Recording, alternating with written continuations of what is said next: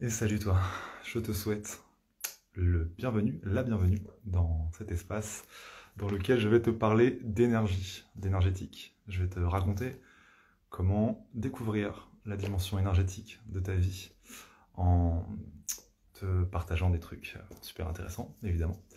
Euh, Comment ça va se passer? Qu'est-ce que je vais faire? Je vais d'abord te faire un petit historique rapide de l'énergétique à travers les âges, rapide. Après, je vais te parler de mon parcours. Comment moi, salut à toi qui vient de rejoindre, qui vient de me rejoindre.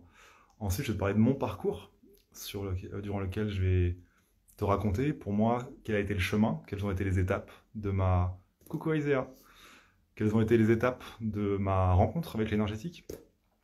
Et enfin, je te dirai à quoi ça sert tout ça. C'est quoi, pourquoi c'est chouette de rencontrer la dimension énergétique de sa vie, ce que ça permet, et avec des pistes pour toi, ouvrir cette dimension chez toi. Let's go. Alors déjà, la médecine, c'est très récemment qu'elle a abandonné l'énergétique en fait. Parce que pendant hyper longtemps, toutes les médecines traditionnelles reconnaissaient l'existence de la dimension énergétique que nous sommes, qui est partout présente, et s'en servaient pour faire des soins. Tous les chamans, tous les guérisseurs de tous les villages partout utilisaient de la dimension énergétique, de la position des mains. C'est très récemment qu'on s'est dit non, tout ça n'existe pas en fait, et on va soigner avec uniquement des médicaments, des choses qu'on ingère, etc. Donc déjà, ce petit point-là, parce que, et pourquoi cette première partie? Parce que c'est comment assouplir notre vision sur le monde en rajoutant des infos qui permettent d'intégrer que, ah, peut-être tout ça existe. Parce que si on a un mental fermé qui dit pas du tout, même pas vrai, très très fort, ben ouais, on n'arrivera pas à faire ouvrir cette dimension en nous. Donc, quelques datas, ce que je viens de te dire. Euh, on a découvert des papyrus d'Égypte antique qui sont des... J'ai pas le nom exact, je le mettrai dans les commentaires de la vidéo.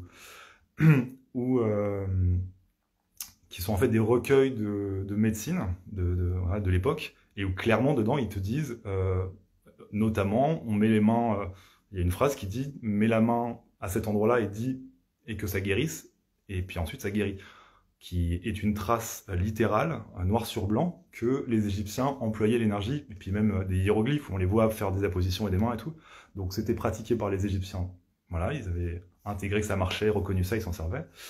Euh, L'Ayurveda, la médecine traditionnelle chinoise, avec les méridiens, avec les nadis, sont conscients que on est traversé d'énergie, que nous sommes de l'énergie, et que influer sur ces leviers-là a un vrai effet bénéfique.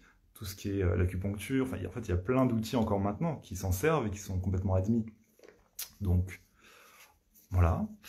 Euh, la physique quantique, et aussi un espace en fait qui a intégré que tout est vibration, tout est information, et que chaque chose, chaque objet, ce que nous on appelle un objet, euh, a son identité qui est plus large que sa forme physique, qui a un champ qu'on appelle un champ quantique, qui rayonne autour de cet objet, et voilà, qui est aussi de l'information, de la vibration issue de cet objet. Pourquoi je te dis ça? Parce que, donc ça c'est vrai pour chaque objet a un champ quantique, et lorsque des champs quantiques entrent en interaction, ils vont avoir tendance à tendre vers l'harmonie, à s'informer l'un l'autre jusqu'à trouver un équilibre entre les deux. J'imagine que c'est déjà arrivé de rentrer dans une pièce où des gens s'étaient pris la tête, par exemple. T'as pas besoin de voir leur visage quand tu ouvres la porte pour sentir qu'il y a une charge qui est là.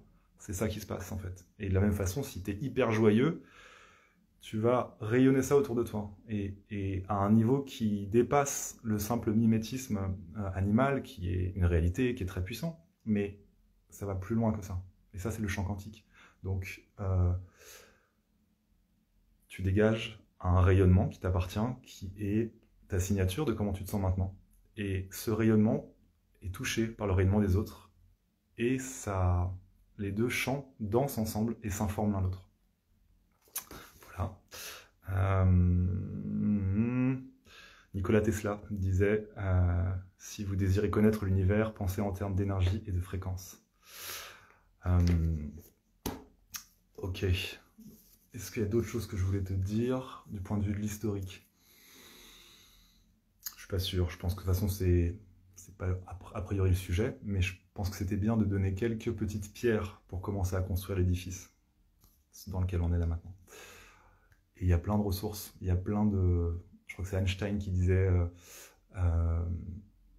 tout scientifique qui creuse assez loin dans son domaine ne peut pas honnêtement dire ne pas reconnaître qu'il y a une grande intelligence organisatrice à l'œuvre, un quelque chose qui est énergie et qui informe tout ça, et qui le dit texto, quoi, Einstein. Voilà. Bref.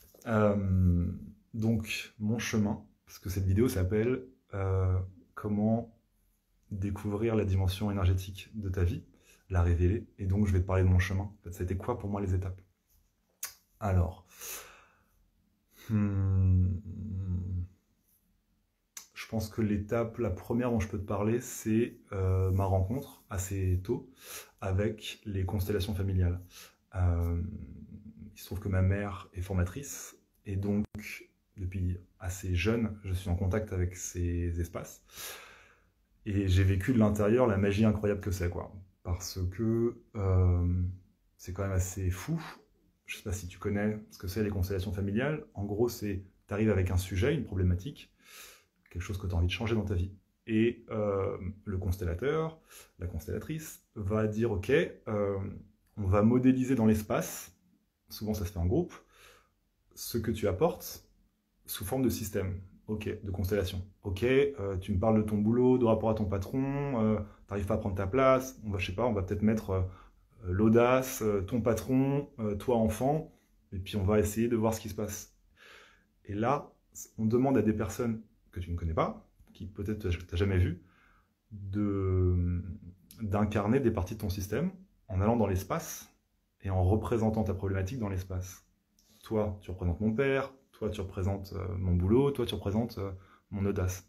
Je te fais un truc, peu importe, mais ce qui est barjot avec les constellations familiales, c'est que chaque personne représentant va se mettre à percevoir de l'information, à percevoir des trucs, des émotions, des « ah, j'ai très envie d'aller vers bidule, j'ai pas du tout envie de regarder machin, c'est insupportable », qui sont en rapport avec le système, et pas avec eux.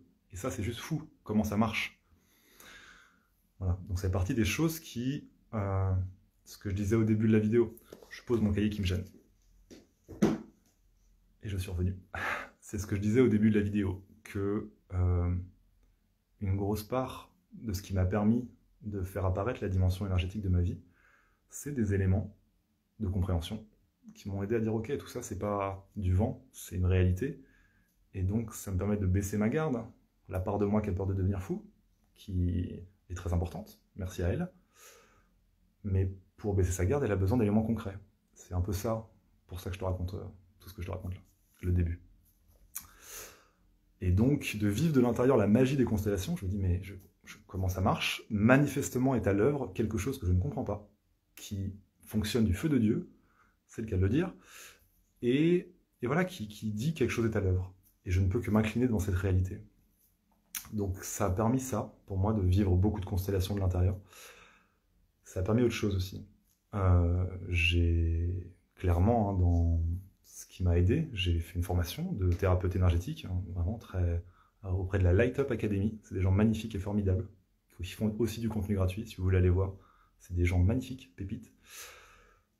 Et au sein de cette formation, j'ai appris un truc hyper intéressant, et toute une partie théorique est super chouette, sur comment ça marche le magnétisme. Parce qu'il y a des gens, des chercheurs, qui sont vraiment posé la question de dire, ok, comment scientifiquement on peut approcher cette interrogation-là de ça donne des résultats, on ne sait pas comment ça marche, essayons de voir. Et il y a des chercheurs qui se sont rendus compte qu'il y avait des cellules dans la peau, toute la peau, qui s'appellent des cellules de Merkel, des cellules de Merkel, qui ont des propriétés ferreuses et qui peuvent émettre et recevoir des champs électromagnétiques. Et ce qui est... Et donc qui sont à l'origine, ou en tout cas qui font partie de ce qui rend possible le magnétisme. Et ce qui est assez intéressant avec ces cellules, c'est que pour pouvoir se mettre à émettre, de base, elles sont un peu en dormance, et ce qui va faire qu'elles vont commencer à émettre, c'est qu'elles reçoivent d'abord.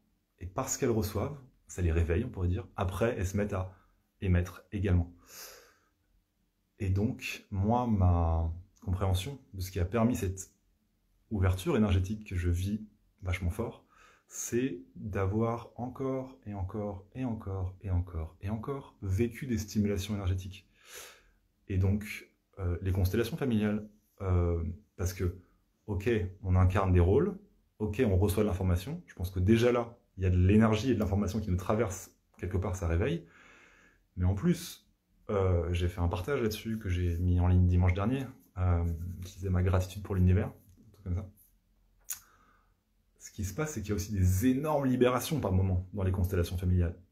On touche quelque chose de très très ancien, très très sclérosé, et parce qu'on travaille en constellation, il y a une éclosion, il y a une guérison hyper forte qui a lieu, et je vous dis pas que, enfin je vous raconte pas à quel point quand ça a lieu, mais tous les gens dans la salle en bénéficient, se prennent un blast d'énergie de malade, quoi. C'est vraiment le moment de la résolution et du dénouement, c'est vraiment quelque chose de l'ordre de... C'est dur à décrire, mais quelque chose qui irradie hyper fort, et c'est très agréable, c'est hyper savoureux. Ça, sans compter les fois où j'ai fait le rôle de le masculin sacré, et que tu vas faire un soin à la terre-mère, tu vois, par exemple, pas parce que tu te dis « Ah, je suis comment dire, je suis formidable et donc je suis la bonne personne ». Non, non, parce que l'énergie te choisit. Et ensuite, l'énergie te traverse, et c'est vraiment un truc qui se fait malgré toi. Mais il n'empêche que quand moi, Jean-Baptiste Lamontre, je suis traversé par tout ça, j'en bénéficie aussi. Et ça m'ouvre, évidemment. Donc, stimulation énergétique dans les constellations familiales, stimulation énergétique dans le tantra aussi. J'ai fait peut-être une vingtaine de stages de tantra, notamment de massage tantrique, et c'est vrai que faire des pratiques corporelles, faire des pratiques spirituelles, des méditations de groupe, des pratiques de toucher énergétique, conscience, spirituelle, en termes d'énergie, c'est hyper fort, quoi. Moi, souvent, en stage de tantra, je dors pas beaucoup, parce que on fait tellement des choses qui stimulent l'énergie dans la journée, que le soir, des fois, je dors 5 heures, 4 heures, 6 heures, parce que juste, c'est tellement nourrissant ce qui se passe, et ça réveille tellement fort, quoi. Donc voilà, donc stimulation énergétique. Ouais, ma formation, évidemment, moi, m'a aidé à faire tomber mes barrières, quoi. C'est un truc dont j'ai déjà parlé dans une vidéo que je pense que je vais repartager, parce qu'en fait, dans cette semaine où je te cause énergie spécifiquement, elle est hyper appropriée. Je crois que ça s'appelait « Comment s'autoriser sa magie en soi ». Et je te parle aussi de tout ça, avec mon éclairage de l'époque. Et vraiment un truc qui a été hyper levier, qui a été vraiment une bascule importante pour moi, pour me permettre de découvrir l'énergie dans ma vie. C'est, tout à l'heure je te parlais de la peur de la folie, c'est vraiment ça en fait. C'est d'aller voir la part de moi qui a hyper peur que je devienne dingo en fait. Et elle a raison. Et pendant tant que j'avais pas fait alliance avec cette partie de moi, elle me tapait dessus avec beaucoup de violence dès que je me mettais à essayer d'avoir confiance en mes intuitions, confiance en mes ressentis, confiance en mes perceptions. Elle arrivait avec son gros marteau en disant « N'importe quoi, même pas vrai, pour qui tu te prends, t'es complètement con, que vont penser les gens ?» Et tant que j'avais pas vu qu'elle faisait tout ça, comme toutes les parties de nous, hein, qu'elle faisait tout ça par amour et pour prendre soin, en l'occurrence de ma santé mentale, qu'elle était vraiment inquiète que je bascule dans la folie, tant que j'avais pas fait cette alliance avec cette partie de moi, c'était pas accessible en fait que je m'ouvre et que je fasse confiance à tout ça. Voilà, donc peut-être c'est un truc que tu pourras aller explorer et voir si chez toi c'est ok ou s'il y a de la résistance en fait. Et s'il y a de la résistance, c'est hyper ok. Et peut-être que tu auras besoin davantage de ressources stricto sensu, de faits, et en fait il y en a plein. La physique quantique en regorge vraiment. La médecine traditionnelle chinoise s'appuie là-dessus. Tu as l'Ayurveda, il y a plein de... Tout à l'heure je te parlais de l'acupuncture, il y a plein de médecines reconnue, admise, en fait, qui repose là-dessus, littéralement, quoi. Mais juste, on l'a oublié. Euh, Évidemment, je vais pas réussir à t'en citer d'autres comme ça de tête, mais en fait, il y en a plein. Et donc, je t'invite à explorer ça, pour voir si ça peut tranquilliser une part de toi qui a les jetons, de perdre pied dans la réalité. Et vraiment, l'idée, c'est pas de lâcher le discernement, surtout pas. Il y a il y a une phrase que j'adore, un mec que j'aime beaucoup qui s'appelle Olivier Chambon, qui est psychiatre de formation, une vraie tronche, et donc qui est très rigoureux dans son raisonnement. Et en même temps, qui a écrit des bouquins sur les psychédéliques, sur les expériences de mort imminente, et qui est vraiment hyper intéressant. Et il a cette phrase que j'adore qui dit c'est pas vrai que c'est une approche scientifique de dire euh, la mort n'existe, enfin, la vie après la mort n'existe pas, point, et on va pas faire d'expérience à ce sujet. Euh, L'énergie, ça n'existe pas, on va pas faire d'expérience à ce sujet. Qu'en fait, ça, c'est une posture qui est dogmatique, en fait, qui dit non, ça n'existe pas, et on va pas aller chercher. Dieu, c'est sûr que ça n'existe pas, c'est absurde de tester des expériences pour, voilà, pour explorer l'hypothèse. C'est absurde de faire ça parce que non, non, c'est sûr que ça n'existe pas. Ce postulat de base est dogmatique et anti-scientifique. Donc juste, l'idée, c'est de garder son discernement. Et en fait, c'est vraiment possible d'explorer cet univers-là avec les pieds sur terre et vraiment d'arriver devant des choses comme les constellations familiales. Mais il y en a plein d'autres où juste, ça nous fait tomber à genoux et ça nous oblige à dire « ouais, c'est là ». Voilà. Il y a un truc aussi que j'ai envie de te partager, c'est... donc j'ai lu ça dans un... Parce qu'il y a certaines personnes qui sont un peu mal vues par le monde scientifique traditionnel, qui, avec une approche très rigoureuse, font des expériences pour essayer de dire ok, l'énergie, l'intention sur la matière, ça a vraiment un impact, tout ça. Et je sais plus quelle université américaine ou anglaise a fait des études avec un générateur automatique de chiffres, une machine qui génère des chiffres aléatoirement. Et ils se sont rendus compte que quand il y avait à côté de cette machine 10 personnes qui méditent, la suite de chiffres aléatoires produites par cette machine devenait de plus en plus harmonieuse et cohérente. Il y avait des répétitions qui se passaient, il y avait des... Voilà, ça avait un impact sur le générateur aléatoire de chiffres et ça harmonisait le chaos. C'est quand même fou, quoi. Bref. Donc il y a des gens qui se posent des questions comme ça et arrivent avec des réponses qui, quelque part, pour moi, obligent un peu à reconnaître et à acquiescer, quoi. Bon, je ferme le dossier qui est un peu le sujet des éléments pour aider peut-être ta compréhension à intégrer, à admettre que tout ça, peut-être que tu peux agrandir ton spectre de la réalité. Donc je ferme la session autour de amener des datas. Voilà, parce qu'il y en a plein d'autres, des sources, et je te laisse aller voir si ça t'intéresse. Qu'est-ce que ça changerait dans ta vie? Qu'est-ce que ça permet? Alors ça permet plein de trucs, trop cool. Déjà, ton rapport à ton mental. Le fait de dire l'énergie ça n'existe pas. Voilà. Et du coup, pour comprendre le monde et pour prévoir ce que tu fais de ta vie, quel choix tu poses, si tout repose sur les épaules de ton mental, c'est écrasant.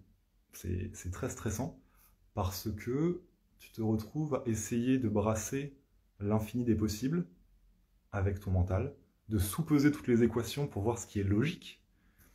Entre parenthèses, est-ce que vraiment tu as envie de faire de ta vie une succession d'actions logiques? Est-ce que c'est ça qui t'apporterait le plus de joie? Et c'est pas fastoche de lâcher ça, bien sûr. Et moi, je viens vraiment de faire ça, de dire, ok, ma tête est puissante et me sert de moyens de protection, enfin, essaye de me servir de moyens de protection contre le monde et contre la vie, pour prévoir les trucs, etc. Le plus possible pour être en sécurité. C'est dur de lâcher ça. Et en même temps, c'est hyper fatigant dans mon expérience et dans mes apprentissages, ce que je vois chez mes clients. C'est vachement tendu, ça donne pas beaucoup de résultats, en vrai. Et c'est très, très énergivore. Tandis que pouvoir accepter que tout ça existe, que la dimension énergétique de ta vie est une réalité, ça permet de faire confiance à ton intuition, à ce que tu ressens. Parce que, déjà, petite bille supplémentaire, ta tête est une source d'infos précieuse, utile, et c'est souffrant pour moi quand c'est la seule à laquelle tu fais confiance. Mais tu as ta tête, tu as ton cœur, donc tes émotions, et après tu as ton corps avec tes ressentis. Ah, est-ce que ça me tend, ça me crispe, ça me détend, est-ce que j'ai des frissons? Et après, il y a un niveau autre d'information qui est l'intuition. Pour moi, on est dans le domaine de l'énergie. Sans doute du divin qui t'envoie une notification, ou tes anges, le vocabulaire que tu veux, mais un quelque chose vibratoire, bienveillant, qui t'envoie une notif, ton intuition, ou ton âme, tu vois. Ça permet d'avoir accès, de faire confiance à ça. Et pareil, à tes perceptions énergétiques, en fait. En vous le disant, je sens qu'il y a un truc qui s'ouvre, c'est hyper agréable. Là aussi, c'est un endroit où on peut aller se blottir, aller se ressourcer. Hyper agréable, en fait. Donc, ça change beaucoup le rapport à tes choix dans ton existence, le rapport à comment tu arrives à être présent dans ta vie, le fait de faire confiance à ton intuition vachement plus, à tes perceptions sensorielles, énergétiques vachement plus. Ça te permet de déléguer, en fait. Comme des gens qui travaillent sur des logiciels de retouche ou de montage vidéo qui sont très gourmands en ressources d'ordinateur que ça demande. Au lieu que tout le traitement de données, tous les calculs que ça demande de faire des effets spéciaux et tout, au lieu que tout ça soit traité en local, c'est délégué à des serveurs plus loin, des grosses machines. Du coup, toi, tu es juste sur ton petit ordinateur et tout est calculé à distance. Ça permet ça, en fait. Ça permet de déléguer le côté trouver ce qui est bon pour mon expansion, ma joie et tout ça, avec ma tête dans l'infini des possibles. C'est une opération que ma tête n'arrive pas à faire. Il y a trop de variables, c'est pas possible. Mais par contre, tu peux déléguer ça au data center cosmique. Et là, ça tombe. La réponse, tu l'as en fait. Ça permet ça. Donc, vachement de tranquillité dans ton rapport à l'existence. Vraiment.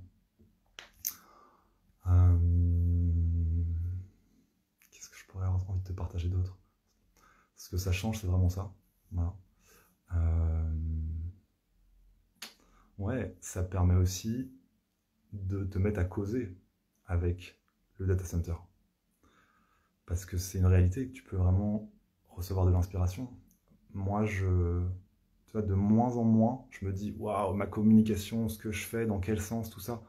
De moins en moins, je me dis, je dois trouver des bonnes idées. Et de plus en plus, je me dis, ok, mon boulot, ça va être de m'ouvrir de plus en plus et de pratiquer de la méditation régulièrement, qui sont des espaces en fait où je recueille. Mais je recueille en fait. Je suis pas en train de réfléchir. Je suis pas en train de me dire quelle va être la bonne stratégie à faire. Non, et c'est vachement agréable de passer de celui qui croit que son boulot c'est de semer, labourer, entretenir la plante, l'arroser, la récolter, enlever les mauvaises herbes, machin, pour après c'est de la vendre au marché, tout. Passer de tout ça à juste, oh, je peux faire que récolter en fait. Et ok, mon boulot ça va être d'ouvrir des espaces de récolte et d'essayer de m'ouvrir pour récolter de plus en plus. Mais en fait, je peux récolter, et récolter, et récolter, et récolter. C'est hyper agréable. Vraiment un truc qui peut se détendre en profondeur. Voilà. J'espère que ce petit partage t'a plu, t'a fait du bien. Donc ouais, si tu as envie d'ouvrir cette dimension énergétique de ta vie, bah, je t'invite vraiment à aller voir peut-être la partie de toi qui peut-être aurait les jetons, que ça pourrait faire peur, tout ça. Et causer avec elle, te rappeler que c'est une alliée, tout ça. Voir quel espace de stimulation énergétique tu peux trouver. Tu peux t'offrir des soins énergétiques. Moi, j'en propose. Plein de gens super en font. Mais te faire des stages. Voilà, moi, je vais te raconter ça rapidement. Mon premier stage de tantra, c'était pas du tout habituel comme chemin, mais je suis comme ça. Je me suis retrouvé sur un autogéré, donc ça veut dire un espace où des gens ont déjà tous fait du tantra, et c'était le cas, sauf moi. Mais voilà, j'en ai parlé avec les organisateurs, ils étaient ok, tout ça. Ils me connaissaient, ils m'ont dit ça va, toi ça va. Et du coup, c'était sur une semaine, j'ai commencé par une semaine, avec des gens qui avaient déjà pas mal cheminé, et donc qui avaient un niveau vibratoire assez ma boule, et on faisait des pratiques toute la journée. Et cette semaine-là, je sais pas, la première nuit, j'ai dû dormir 6 heures. La deuxième, et puis ça s'arrêtait pas de baisser. Et moi, ça m'inquiétait un peu. Je me disais, mais les gars, enfin, je parlais à mon corps. Lorsque je mettais mon alarme et que je me réveillais vachement avant, je me disais, waouh, mais j'ai un peu peur de pas profiter, j'ai un peu peur de me blesser si je dors aussi peu, etc., etc. Et mon corps disait, je veux pas le savoir, plein d'énergie, youpi, on y va. Donc moi, je disais, bon, ben on y va. Mais l'intensité des stimulations énergétiques que j'ai reçues là-bas, qui était vraiment avec un contraste très élevé, je débarquais et puis j'étais avec des gens expérimentés pendant une semaine à faire des pratiques et tout. Ça a fait que j'ai, chaque nuit, dormi de moins en moins, jusqu'à la dernière nuit, c'était le passage du 31 au Nouvel An. Je crois que j'ai dormi 2 fois 45 minutes, c'est ça, 1 heure et demie. Et je n'étais pas du tout fatigué, quoi. Donc ça aussi, vivre ce genre d'expérience, ça m'aide à ancrer le truc de ouais, ok, il y a quelque chose à l'œuvre, indéniable, je m'en remets à ça, et voilà. Et donc, je t'invite à, si ça t'intéresse, d'aller explorer tout ça. Bien sûr que les connaissances livresques, c'est cool, mais vraiment ce qui va ouvrir ton corps énergétique, c'est d'être en contact avec des gens qui vibrent en fait. C'est ça ce qui va faire du bien. Donc, des soins énergétiques, des stages, voilà, des pratiques énergétiques, de la méditation. Euh, voilà, je pourrais en parler longtemps, mais si ça t'intéresse, je t'invite à faire ça. Pour pouvoir tirer les bienfaits dont je t'ai parlé, notamment passer d'une posture de waouh, je dois vraiment un peu souffrir, je dois beaucoup faire pour avoir peu de sécurité, de passer de cette posture-là à une posture de détente où tu sens de plus en plus que il y a tellement d'énergie qui est à l'œuvre, il y a tellement d'amour qui est là, et tu le sens en fait. De plus en plus tu le sens, donc ça te détend vachement. Ton intuition devient de plus en plus un allié, un guide et tout. Ça facilite tellement en fait de déléguer le boulot de calcul au data center cosmique et de dire ok, là j'en sais rien, mon intuition elle me dit quoi? Elle me dit ça. Eh ben, je vais apprendre à lui faire confiance et je vais faire ça. Voilà. J'espère que cette vidéo t'a fait du bien, t'a plu. Si jamais tu as envie d'explorer, de bosser avec moi, j'offre des rendez-vous offerts d'1 heure de mise en lumière, dans laquelle on pourra causer de ce que tu veux, des endroits que tu veux peut-être bouger dans ta vie, et qu'on voit si si ça dirait youpi ou pas, de bosser ensemble. Voilà. Je te souhaite une excellente journée. Du coup,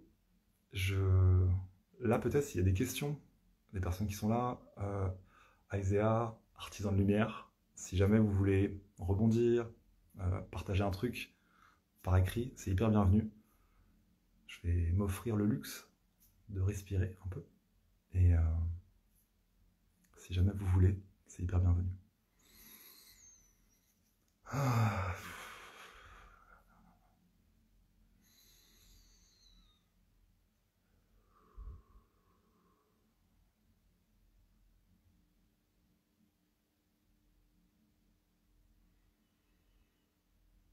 Hmm.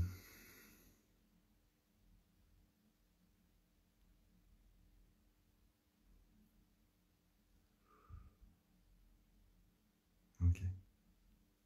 Il ne me reste plus qu'à vous souhaiter une excellente journée, à la joie de vous recroiser sur les réseaux, et à la prochaine. Portez-vous bien. Ciao.